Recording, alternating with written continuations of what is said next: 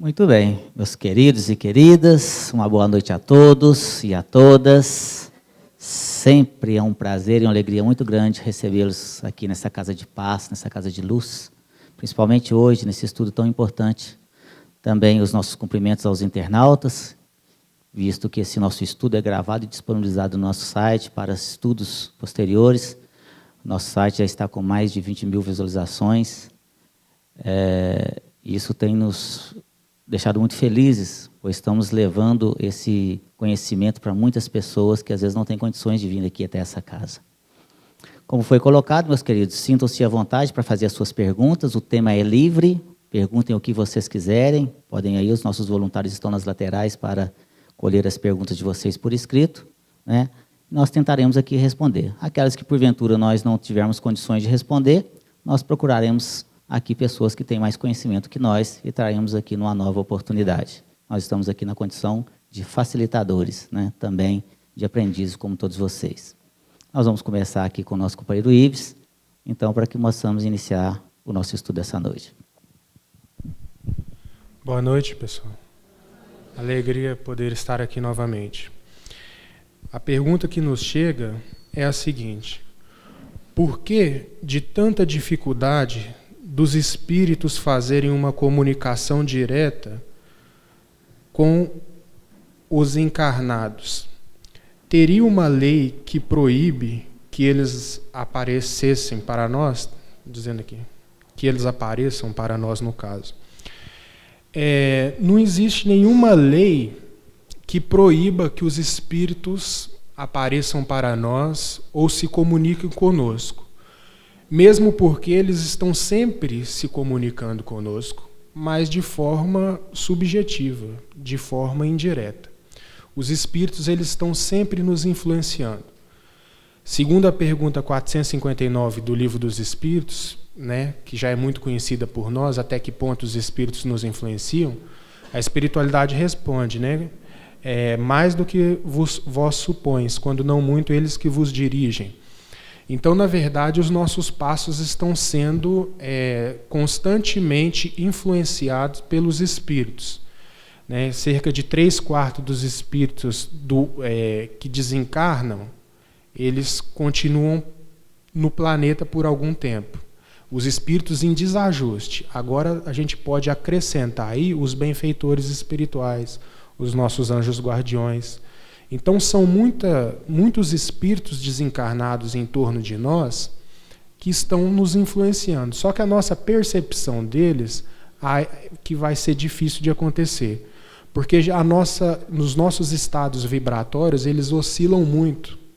Ora a gente está mais sintonizado com o bem, ora a gente já está desequilibrado. E por causa dessa inconstância do nosso equilíbrio mental, dificulta uma percepção extrasensorial mais clara. A gente sabe que todos nós somos médiuns, ou seja, somos influenciados pelos espíritos. Mas médiuns ostensivos, aqueles que conseguem captar com a maior nitidez, é uma parcela muito pequena, né, da humanidade. Então, assim, essa dificuldade de perceber com clareza vai se dar pelo fato da gente ter uma inconstância interior ainda muito grande. O próprio Chico Xavier, num diálogo com Emmanuel falou assim: olha, quando você desencarnar, vier para o plano espiritual e a gente retornar para a Terra, você vai perceber o quanto é difícil de nós da espiritualidade estabelecer contato com vocês. E ele estava falando isso para o Chico Xavier, que era uma antena extraordinária, uma antena mediúnica extraordinária. Então, se o Chico, né, já ia encontrar dificuldade ali para influenciar, para encontrar acesso em Emmanuel, que iria reencarnar, porque os papéis iriam se inverter, que dirá nós em perceber os benfeitores espirituais? Então, essa dificuldade realmente é pelo fato da gente ainda ter a sensibilidade pouco aprimorada. Quando a gente for fazendo bom uso dos nossos 5 sentidos básicos, esse 6º sentido, conhecido como a mediunidade, vai despontar de uma maneira natural.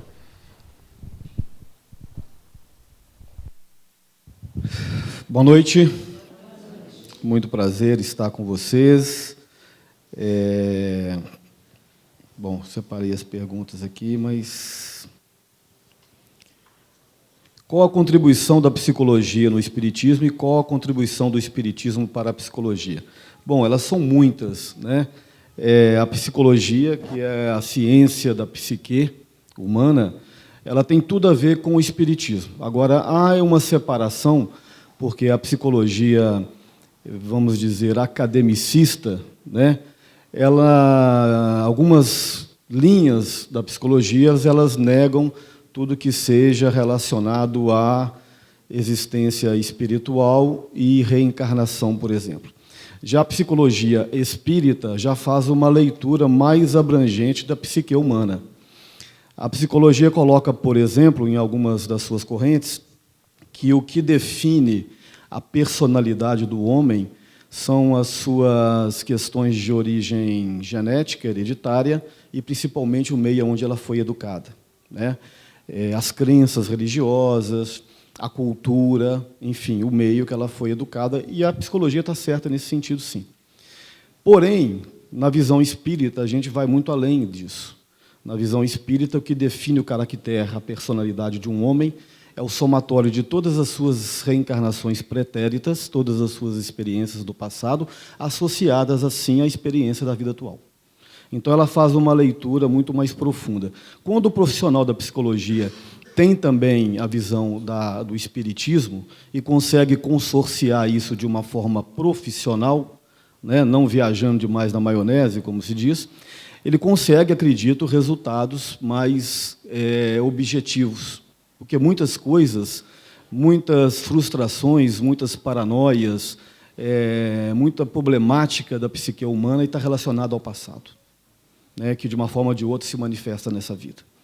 Então, quando esse profissional ele consegue fazer essa leitura e com muita habilidade e conhecimento, tanto do passado quanto do presente, ele consegue chegar ao ponto que precisa chegar, né? Mas há psicólogos também que não consideram essa questão que o espiritismo considera e que são excelentes profissionais e que, dentro dessa análise que ele faz, mesmo desconsiderando a reencarnação, ele também consegue atingir excelentes resultados dentro da análise e da terapêutica emocional e psicológica. Então, existe, sim, uma relação profunda entre o espiritismo e a psicologia. Eu diria até que eles são inseparáveis. Pergunta que nos coube aqui, existe maldição de família? Por quê? Olha, pode haver, no caso, os desafetos entre os entes ali de uma mesma família. Mas, às vezes, as pessoas assim, maldição de mãe, maldição de pai, né? Comum, inclusive, nos mais antigos, né? No interior, principalmente, né? Na zona rural, se sua mãe te amaldiçoar, se seu pai te amaldiçoar, você vai ser infeliz o resto da vida. Não, meus queridos, não existe isso, né? Não existe, né? O que existia muito era, naquela época, principalmente, era o excomungado, né? A pessoa era excomungada pela Igreja Católica, né? Então, estava fora da igreja. Então, aquela pessoa que fosse excomungada naquela época, principalmente na Idade Média e depois também um pouco, ela não conseguia mais nada, ninguém conversava com ela, ninguém vendia nada para ela, ninguém comprava nada dela, ela estava fora daquela comunidade, podia sumir dali mesmo, né? Porque era uma pessoa que realmente ela estava marcada ali para o resto da vida, né? Então, existiam essas situações. Mas nada disso que reflita no espírito, né? Na verdade, a maldição, vamos chamar assim, você aceita ou não, não é? O que é isso aí? São energias, né? Você vai ser infeliz o resto da sua vida. Não vou não. Você não, vou ser feliz sim, né? Felicidade depende de mim. Não vou ser infeliz, quer dizer, você não vai aceitar aquilo, porque tudo é questão de sintonia também, né? Então, existem os processos obsessivos, tanto de espírito para encarnado, quanto também de espírito para espírito. Também existe de encarnado para desencarnado e também tem de encarnado para encarnado. São as energias negativas que a pessoa tem aqui realmente uma uma energia muito ruim, e ela acaba ali passando para aquela pessoa, né? Mas você só vai receber aquilo se você estiver na mesma faixa ali vibracional. Se nós elevarmos os nossos pensamentos, se nós estivermos sintonizados aqui com a espiritualidade sublime, nós estaremos então livres dessas situações. Da mesma forma também como os amuletos não nos protegem. Ah, então eu vou ter que ir com o trevo de 4 folhas, vou ter uma ferradura, né? Tem até uma piadinha assim, né? Que se ferradura der sorte, o cavalo não carregava carroça, né? Na verdade, o que é? São amuletos, mas isso tudo às vezes a pessoa precisa ainda para que ela mesma possa ter aquilo para elevar ali a sua sintonia, como uma vela, por exemplo. Tem gente que não consegue fazer uma oração se não acender uma vela. Ah, uma vela para o meu anjo da guarda, para iluminar meu caminho. Nós, espíritas, sabemos que não há essa necessidade. Não faz mal, mas também não faz bem, não tanto faz. Não é a vela em si, é o que você faz, é o que você sente, é a sintonia, é quando eu elevo meus pensamentos. Então, quer se livrar dessas coisas ruins que as pessoas falam, ou que você vê, ou enfim, ore. Ore com o sentimento, com o coração, ore do fundo da sua alma, eleve seus pensamentos, sintonize com seu amigo espiritual, com o seu espírito protetor, denominado de anjo da guarda, e aí você vai viver feliz. É isso, meus queridos. Desde criança que eu gosto de roupas com brilhos e batom, esmalte de cores chamativas. Gostaria de saber se tem alguma coisa ligada a vidas passadas. Bom, pode ser que tenha, pode ser que não tenha. Nem tudo a gente pode atribuir a vidas passadas.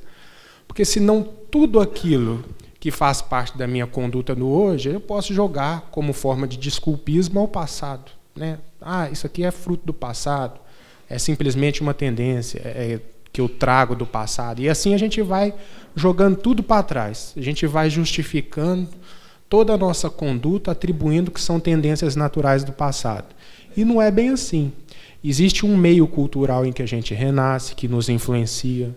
Existe uma família. Existe uma mídia que também favorece essa influenciação. Então a gente não pode atribuir tudo, até as nossas vestimentas, ao passado. É claro que também pode existir uma relação, mas a gente não pode definitivamente jogar tudo para trás. E também eu quero dizer que isso aqui, você gostar de usar brilhos, de andar bem vestido, não significa que você seja uma pessoa vaidosa.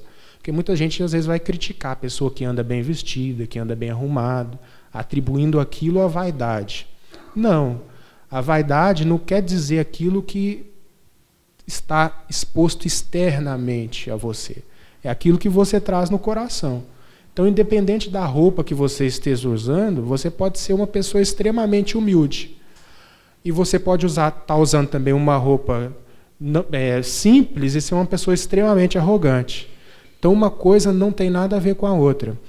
Nesse sentido, o Chico Xavier, quando ele descrevia as aparições do espírito Meimei e do espírito Sheila para ele, que eram entidades espirituais que assistiam os trabalhos do Chico, ele dizia que essas entidades apareciam com colar de pérolas, com anéis, entidades espirituais que gostavam de se apresentar dessa forma, o que não significa que a pessoa seja vaidoso, né? Que o espírito seja vaidoso pela forma com a qual se apresenta. Então, se esse gosto aqui não é oriundo de uma vaidade de querer se mostrar, de querer aparecer com aquilo, de querer se sobressair aos demais, não vejo problema nenhum, né? O que a gente não pode querer tomar cuidado aqui é aquilo que o Karl Marx dizia como sendo o fetichismo da mercadoria, né? O que é o fetichismo da mercadoria? É quando a gente passa na vitrine de uma loja, olha para dentro de uma calça, só que a calça não serve na gente. Aí a gente procura emagrecer, a gente corre atrás, quer dizer, é o produto influenciando a minha conduta. É o produto me influenciando a minha vida diária. É isso que não pode acontecer, porque aí a gente vai cair na teia do consumismo, né? Então, aqui eu não vejo problema nenhum. E, como você falou aqui, pode ou não ser de vidas passadas. Isso é muito difícil a gente precisar. Tá certo?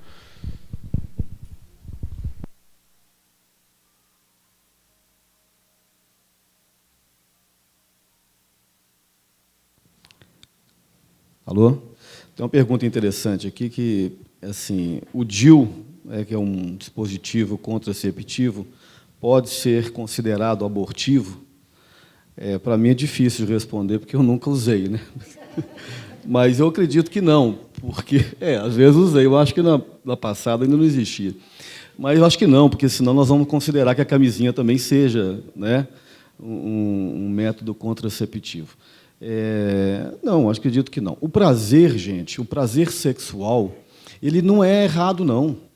Essa questão pecaminosa, né, que a nossa cultura religiosa nos trouxe de que o sexo é pecado, né, e que é proibido sentir prazer, isso é uma interpretação equivocada, conservadora, atrasada. Não é isso, Fátima? Concorda? Então, as mulheres, antigamente, elas eram proibidas de sentir prazer. Então, elas tinham que gozar, desculpa a expressão, em silêncio, né? Quer dizer, o homem buscava o prazer sexual fora do lar, porque a mulher ela era aquela coisa só para poder gerar filhos. No reino animal, a gente vê o prazer como forma de atração, né? Aquela química que o animal exala para atrair o macho é atraído através daquela química porque ele sabe que depois do ato ele tem um prazer. Né? E assim por exemplo, o nosso prazer de alimentar. Nós temos as nossas glândulas, né, palitativas, que fazem a avaliação do alimento e que nos tem um contato com o nosso cérebro e nos geram prazer em alimentar. Senão, ninguém encarava um prato de feijoada. Não é isso, dona Edith? Se a gente não sentisse prazer de alimentar. E o prazer sexual, da mesma maneira. Tem que ter o prazer para ter atração. Né? Não é nada de pecaminoso. Agora, o que a gente vai fazer com esse prazer, que é o X da questão? É bom? Mas até onde eu posso ir? Até onde eu posso lidar com essa questão do prazer? Né? A relação sexual com a minha mulher não é suficiente, eu vou buscar um prazer fora de casa, eu vou buscar um prazer em relacionar com uma pessoa mais nova do que eu, quer dizer, nós vamos rompendo esses limites e vamos adoecendo a nossa psique e descontrolando a nossa libido sexual. E isso vão trazer consequências mais cedo ou mais tarde. Então, se a pessoa não quer ter filho, mas quer ter a relação sexual, eu, particularmente, não vejo isso mal algum. Né? Pois bem. Eu vou aproveitar, se o Sérgio me permite, já emendar uma outra perguntinha que é muito rápida aqui, que pergunta assim, o espírito pode involuir? Não. Segundo a espiritualidade, os instrutores falam a Kardec, o espírito não retrograda no aspecto da evolução moral. O que pode acontecer é ele estacionar. Né? Então, quando você, por exemplo, está parado numa subida com seu carro e o sinal está fechado, e quando o sinal abre, você não arranca e os outros arrancam, a impressão que dá é que você está descendo. Não dá essa sensação? É mais ou menos assim. Se você persiste, né, em não evoluir, não se educando, não fazendo bem, não estudando, não se intelectualizando, não se espiritualizando, não se relacionando, você estaciona. Estacionando, a impressão que você tem é que você está andando para trás, porque todo mundo está caminhando. Né? Mas retrogradar do ponto de vista espiritual, eles nos dizem que não. Então é isso. Pergunta interessante que nos chega aqui hoje, sobre a questão da mediunidade, e fala assim, boa noite. Gostaria de saber se uma pessoa que tem mediunidade aflorada, mas não tem educação mediúnica, tem pouco conhecimento, porém é uma pessoa boa. No caso dessa pessoa estar sendo obsediada, mas não conseguir se livrar dessa obsessão, ela conviver com o problema, ela estará adquirindo novos débitos para a vida futura ou estará apenas passando por provas e aprendizado? Uma obsessão poderia ser uma provação? Olha só. Primeiro o seguinte, a pessoa vem médium, meus queridos, né? Ela não vem por acaso. Ela nasce médium. A mediunidade, ela já está preparada no plano espiritual. Então, o perispírito já vem com essa predisposição mediúnica. Por isso que fala-se da mediunidade ser orgânica, mas é nesse sentido. Está no perispírito, não é? Ali, já vem com a mediunidade, já nasce médium. E ela vai eclodir, vai aflorar, não é? Ali, de acordo com o planejamento reencarnatório daquela pessoa. Tem gente que começa depois já de uma idade mais avançada, tem outros que já começam em tenra idade, né? Ali, e normalmente como criança, a maioria das pessoas tem essa sensibilidade aflorada. Só que uns diminuem e outros continuam, né? Continuam. Então, essa pessoa ela veio com essa missão aí, ou melhor, com essa aprovação, porque mediunidade missionária é para poucos, como o nosso querido e saudoso Chico Xavier, por exemplo. A maioria de nós, médiuns, somos médiuns de provação, de expiação. A gente veio, como a Emmanuel nos adverte, né? É para nos melhorarmos, para nos reeducarmos, para poder trabalhar e ajudar. Entretanto, quando a pessoa, então, ela não busca o auxílio, não busca o esclarecimento, o conhecimento, né? Então ela fica um médium sem educação, ou seja, um médico que não tem conhecimento. E isso pode gerar um transtorno na vida dela. Imagina uma pessoa que é médium, e como nós colocamos aqui, mediunidade não tem nada a ver com as questões religiosas, mediunidade é da pessoa. Então nós temos médiuns espíritas, médiuns católicos, médiuns evangélicos, médiuns ateus, budistas, enfim. A mediunidade está na humanidade. E se a pessoa não tem conhecimento nenhum da mediunidade, do que é doutrina espírita, né, da influência dos espíritos na nossa vida, a mediunidade, que é, na verdade, uma bênção divina, uma grandiosíssima oportunidade, um presente que Deus oferta para que ela possa se melhorar, quando não tem o conhecimento necessário, ela vira um transtorno. Imagina uma pessoa vendo espíritos, escutando espíritos, né, dando passividade ali na escola, na rua, em casa, no trabalho, e o espírito se comunicando através dela ali, e aí vira realmente uma situação delicada. Ou então a pessoa está vendo, e normalmente na situação você vê, normalmente, na grande maioria, só espíritos realmente ali em situações terríveis. E aí você acaba achando que você está ficando com problemas mentais, está perturbado, né? Aí você acaba não tendo conhecimento, a família leva para onde? Para um psiquiatra. Chega no psiquiatra e fala assim, doutor, estou vendo aqui um homem que tudo sujo aqui do meu lado, ó, barbudo, e ele está tudo sujo, falou que vai me matar. Né? O médico olha, né?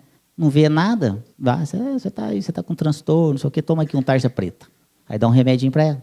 No outro dia ela volta e fala assim, eu estou vendo 2 agora, um de cada lado. Então toma 2 comprimidos. No outro dia ela estou vendo 3, então vamos internar numa casa de tratamento psiquiátrico. No nosso caso aqui, vai para o Bento Mendes. Né? Uma grande parte de pessoas que estão, às vezes, internadas nas casas de tratamento psiquiátrico, né, são médiums, não tem problema mental. Né? Não estou dizendo que não tenha que ter o tratamento, né, médico, porque tem ali, às vezes, seus problemas mentais, psíquicos realmente. Mas tem muitas pessoas que são simplesmente médiums, só precisava de estudar. Agora, se é uma pessoa também ali, que está vivendo a sua vida pautada no bom senso, né, na caridade, tá sempre em oração, dificilmente essas entidades conseguirão ali chegar e acercar-se dela. Se não teve ali a condição de reconciliar com aquele espírito, você não vai estar acumulando débitos para suas vidas futuras, não. Jamais. Muito pelo contrário. Né? Você está fazendo a sua parte. Por quê? A mediunidade, não necessariamente você tem que trabalhar na reunião mediúnica, não. Mediunidade é com Jesus. Mediunidade você trabalha dentro da sua casa, com a sua família. Você trabalha ali junto com seus colegas na escola. Mediunidade é você fazer caridade. Isso também é mediunidade. Não é só trabalhar dentro de uma reunião mediúnica, não. Reunião mediúnica você tem a parte prática ali da manifestação com os espíritos. Mas você pode conviver muito tranquilamente com essa mediunidade. Qual que é o conselho que nós damos aqui, a sugestão que nós damos aqui? Estudar. Para aqueles todos que estão aqui, para aqueles que nos estão assistindo aqui na internet, né? Estudem, estudar sempre. Aí vai poder conviver de forma tranquila e harmônica com esse dom, que é a mediunidade, que é uma coisa científica. Nós não estamos falando aqui de religião, nós estamos falando aqui de uma situação orgânica, né? O perispírito da pessoa. Estudando, vai conviver tranquilamente com a mediunidade e vai obter, então, os benefícios que ela traz para a pessoa, que é evoluir sempre. É isso, meus queridos. Particularmente, nunca consegui chegar à felicidade completa. Nem eu. Sinto que sempre me falta algo. Assim, ainda bem que você sempre sente que te falta algo. O problema é quando você começar a sentir que não te falta mais nada. Existe alguma relação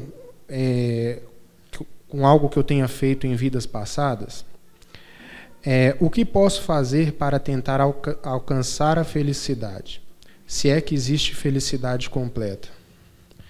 Então aqui, felicidade completa, a gente vai perceber que aqui no mundo é inviável para um mundo de provas e expiações.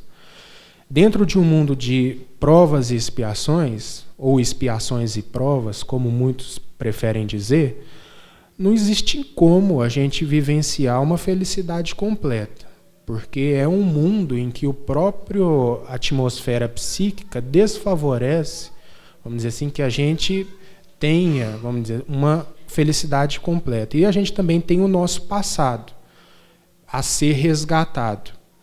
Isso nos impede de desfrutar de uma plenitude da alegria, que nada mais é a felicidade do que uma alegria plena, né? Uma alegria elevada que não oscila. Então a gente vai perceber que felicidade completa a gente não vai poder desfrutar.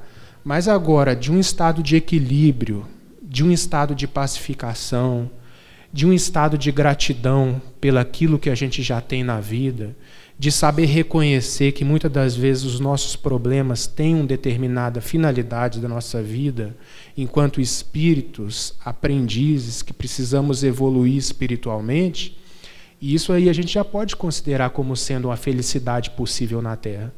A felicidade da consciência tranquila, a felicidade do dever cumprido, isso aí a gente pode alcançar sim. Agora, essa felicidade plena, né, a gente vai perceber que só os espíritos superiores vão estar desfrutando dela. Porque a gente vai ter estados de alegria, estados de tristeza, estados de raiva, estados de paz, que são emoções transitórias, né? O problema é quanto tempo eu dedico a cada sentimento negativo que eu estou vivenciando. Por exemplo, é comum sentir tristeza? É muito comum a gente ter dias que a gente está piores do que outros. Mas o problema é quanto tempo eu dedico àquela tristeza. Porque a depressão nada mais é do que um estado de tristeza prolongado. É comum eu sentir raiva? Sim. Mas o problema é quanto tempo eu estou me dedicando àquele sentimento. A raiva prolongada vira uma cólera. Então é preciso com que a gente vivencie os nossos sentimentos, sabendo que a gente vai ter algo altos e baixos, mas que a gente procure dar o determinado tempo para esses sentimentos ruins, procurando retomar o nosso estado de equilíbrio, né? Porque os maus sentimentos, quando cultivados por nós, funcionam como um poço de água estagnada. Quando você pega uma água que fica estagnada por muito tempo em um ambiente, como é que acontece? Favorece a proliferação de insetos, né, de larvas. Assim são os sentimentos ruins. Quando a gente cultiva eles demoradamente na nossa intimidade, a gente vai causando transtorno psíquico, que muitas das vezes pode vir a refletir no físico. Que a gente hoje tem conhecimento das doenças psicossomáticas, que são emoções desequilibradas que a gente vai cultivando por muito tempo, e aquilo altera, né, a nossa organização celular e acaba eclodindo, né, acaba manifestando no físico através de alguma enfermidade, justamente pelo tempo que a gente dedica a esses sentimentos negativos.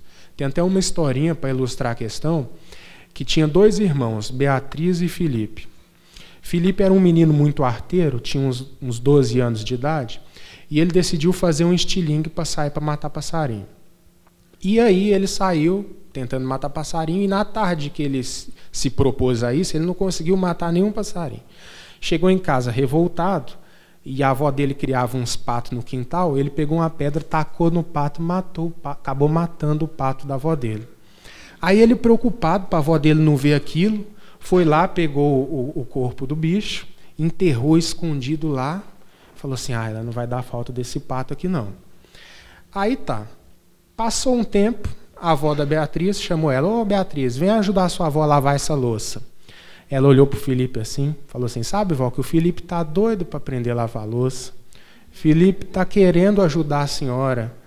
Aí ele falou, não estou não. Ela falou, o pato. Aí ele foi lá e lavou a louça para ela. Passou mais um tempo,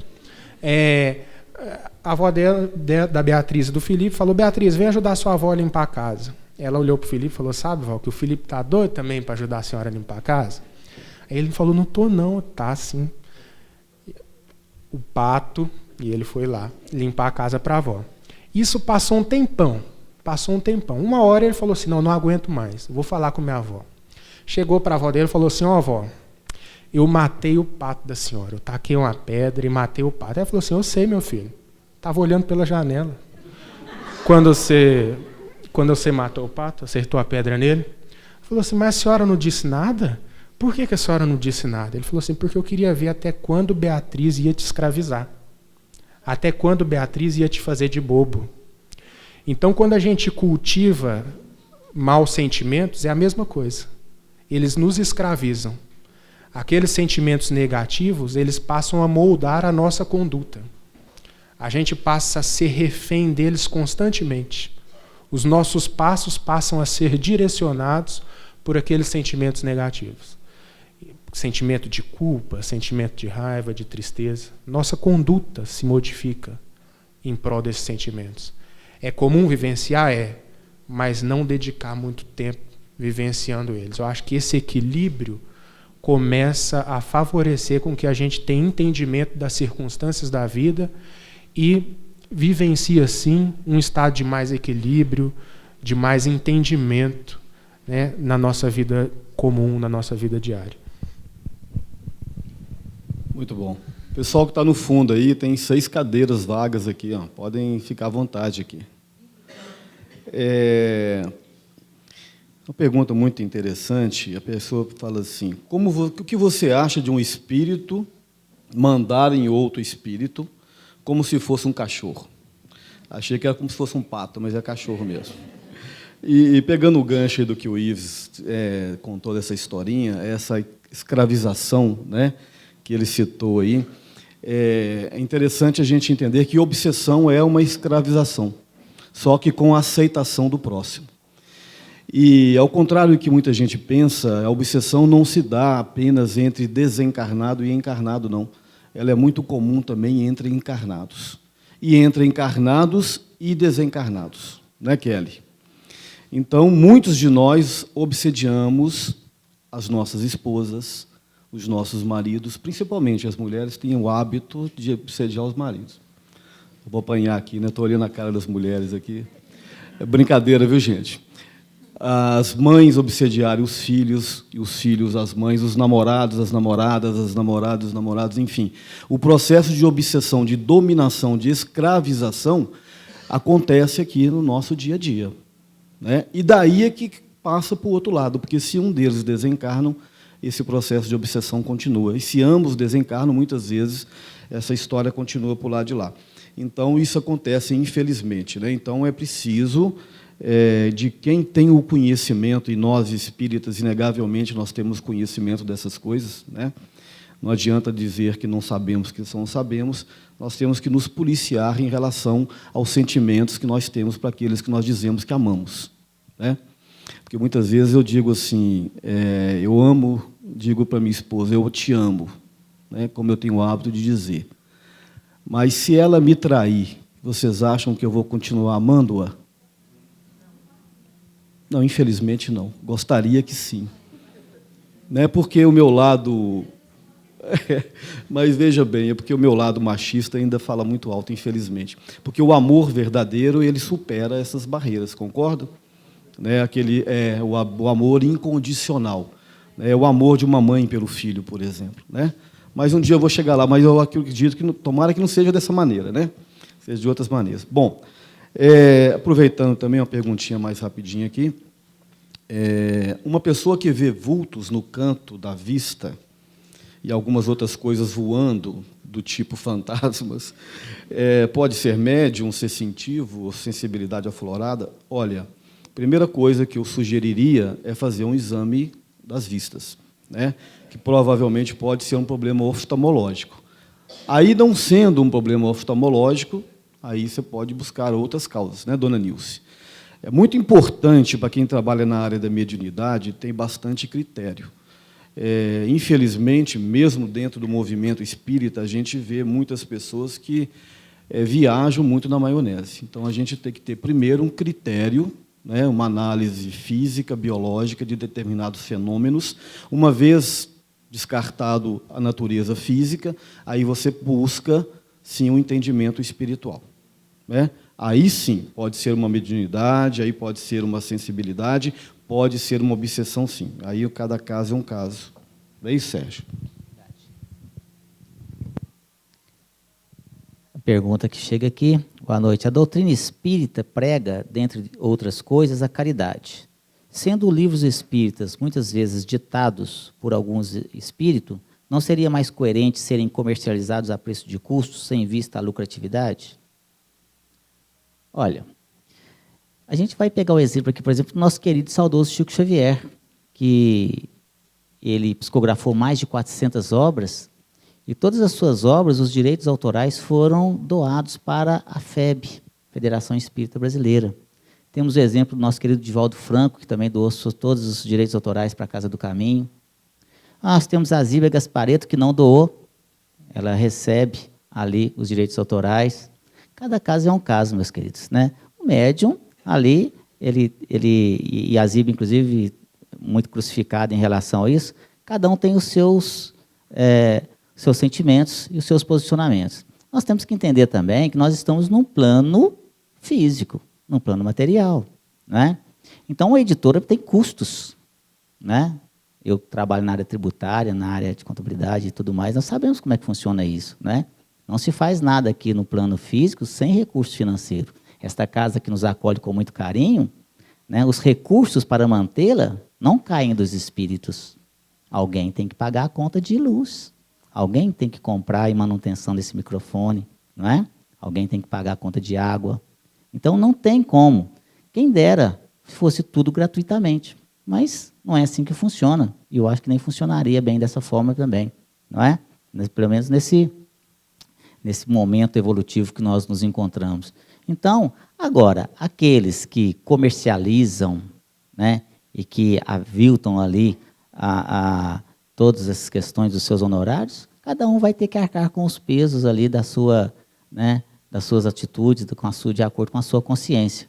Mas quem somos nós para julgar essas pessoas? Por exemplo, o autor ali, que mesmo a obra, ele sendo um médium, muitas pessoas dizem, mas a obra não é dele, ele é médium, a obra foi ditada pelos espíritos.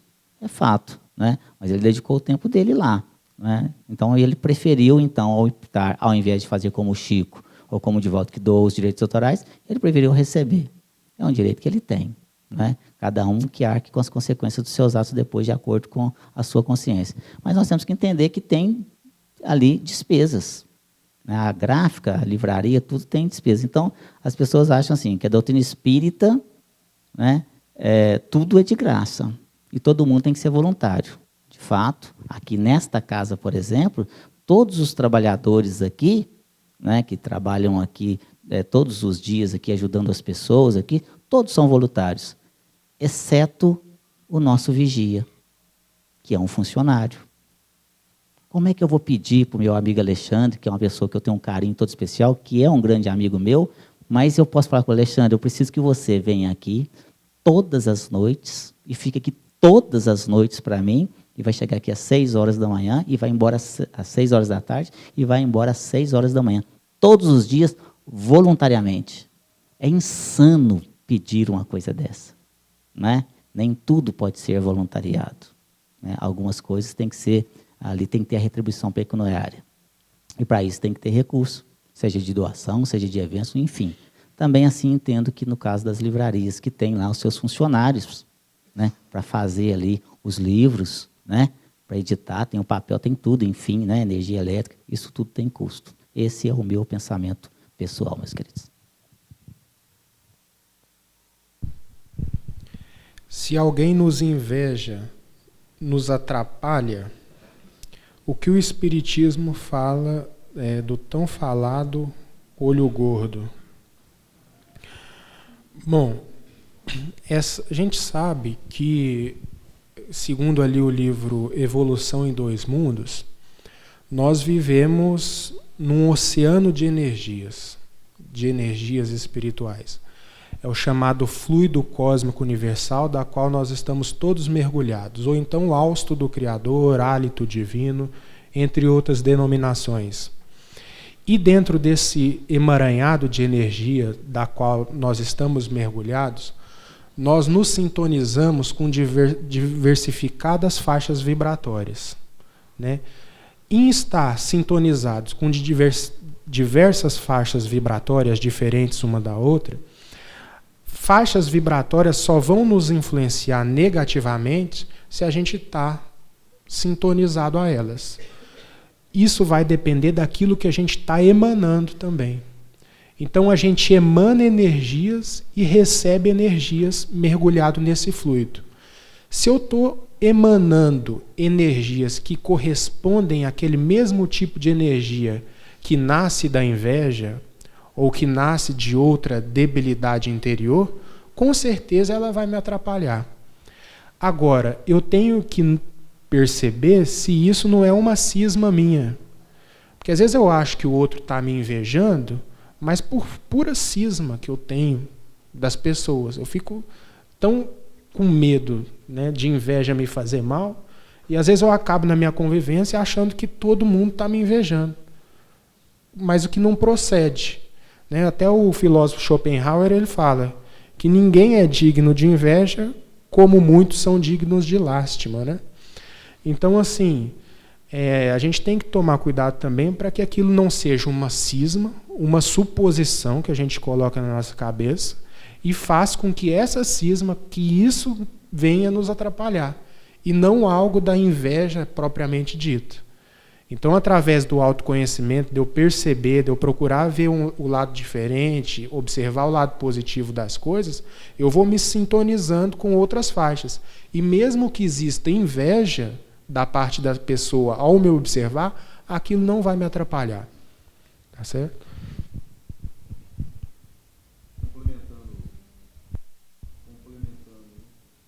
Complementando aquilo que o Ives está falando, Ives, se você me permite, aqui na questão 551, Kardec pergunta assim: pode um homem mau, com a ajuda de um mau espírito que lhe é devotado, fazer mal ao seu próximo? Não, Deus não o permite. Né? Quer dizer, a gente entende que se esse outro não está nessa sintonia, obviamente, pelas essas leis de sintonia que o Ives citou, não há como fazer. Agora, se o outro, né, está numa frequência baixa, né, dona Edna, evidentemente que aí pode sim, não é nem que pode, né, vai só pegar uma senha, né, Sérgio, já tem uma fila lá esperando. Bom, há um tempo determinado para reencarnar aqui na Terra. Quanto tempo nós ficamos no mundo espiritual? Segundo diz também o Livro dos Espíritos, não existe um tempo pré-determinado, não. Isso depende de uma complexa engenharia. Está relacionado a diversos fatores, como, por exemplo, a nossa evolução espiritual, as nossas provações, as nossas missões aqui na Terra. Então, há relatos de espíritos que desencarnaram, que bateram e voltaram quase que imediatamente, dependendo de algumas circunstâncias.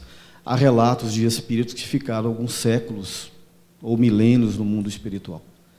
Agora, existe mais ou menos uma tendência que é o seguinte: quanto mais inferior o espírito, menor é o seu tempo na erraticidade. Porque a erraticidade é um lugar de aprendizado. Então, o espírito, ele aprende muito mais nessa condição evolutiva na Terra do que no mundo espiritual. Então, o André Luiz relata, inclusive no livro que o Livre citou, Evolução em Dois Mundos, que os selvagens, né, quando desencarnam, muitos deles ficam presos àqueles núcleos das tabas indígenas ali, porque eles não conseguem romper aquele limiar psíquico. Então, eles reencarnam rapidinho porque eles têm medo, inclusive, do mundo espiritual. Por quê? Porque a dimensão psíquica dele, sensorial, é muito limitada. Então, ele reencarna quase que automaticamente. Agora, e quanto mais evoluído o espírito, mais tempo no mundo espiritual. Por quê? Lá é um lugar onde, efetivamente, ele vai ser muito mais útil. Né? Nos auxiliando, trabalhando, nos intuindo, participando de missões e tudo mais. Na média geral, onde nós nos encontramos aqui, eu acredito que a gente fica aí em torno de 100 e poucos anos no mundo espiritual. Inclusive, na Bíblia, há uma passagem que dá pano para manga, né? Que diz mais ou menos assim: pagarás até a 4ª geração. né, Sérgio? Na verdade, houve uma má interpretação, porque ninguém vai pagar pelo erro do seu avô, do seu bisavô, né? Na verdade, pagarás quando voltar numa terceira ou numa quarta reencarnação. Então, é muito comum nós sermos bisnetos ou tataranetos de nós mesmos. Entendeu? Então, o que nós chamamos de pecado original na visão espírita, na verdade, são esses erros do passado que nós trazemos na volta à carne. E o batismo, que é um simbolismo, é um ritual, né? A água simboliza a matéria, né? Porque a água é o símbolo da matéria, onde eclodiu os primeiros seres vivos do planeta. Então, a água simboliza a volta do homem à matéria. Então, para nós espíritas, o sentido do batismo é a própria reencarnação em si. E o pecado original, na verdade, são as nossas más tendências e os nossos erros que nós viemos corrigir exatamente nessa experiência que estamos aqui agora, né? Então, é isso. Meus queridos, para encerrar a última pergunta da noite, aqui, assim, boa noite. O perispírito sabe o dia que vai desencarnar? É por isso que muitas pessoas têm algum sinal? Não, meus queridos. Quem dera nós pudéssemos ter essa, né, não sei se quem dera também, né, saber que dia que vai desencarnar. Né, no nosso rameirão comum aqui, no estágio evolutivo que nos encontramos, saber que você vai desencarnar, por exemplo, amanhã, como é que fica, né? Ou então ter já uma data, desde a sua nascença, não, você vai desencarnar dia tal. Ninguém sabe. Nem os espíritos que estão ali nesse rameirão comum aqui. Quando a minha vovó fala comigo, por exemplo, nós não sabemos o que vai acontecer amanhã. E não sabe mesmo. Os espíritos, meus queridos, não diferem nada de nós. Eles não são deuses. Quem sabe o dia do nosso desencarne, Deus sabe, né? Essa divindade suprema. Ele sabe, só Ele também que compete ali nos levar de volta ao plano espiritual. Agora, eu posso saber o dia que eu vou desencarnar. Se eu cometer, por exemplo, o suicídio, eu quero desencarnar hoje. Aí você vai. Aí você não vai desencarnar, você vai morrer. É diferente. Aí é um sofrimento muito grande, né? Mas o dia do desencarne, nós não sabemos. Sinal, olha, muitas pessoas têm premonição. Às vezes sonha com a pessoa desencarna, né? Já está ali naquele processo, né? Ali, isso acontece muito. O livro dos Espíritos coloca isso, o livro Consolador também, né? Tem questões aí que eu sugiro a vocês estudar. Nosso tempo já se esgotou, né? Mas eu quero agradecer aqui ao Ives, ao Alexandre e também a todos vocês, desejando uma boa noite. Da paz.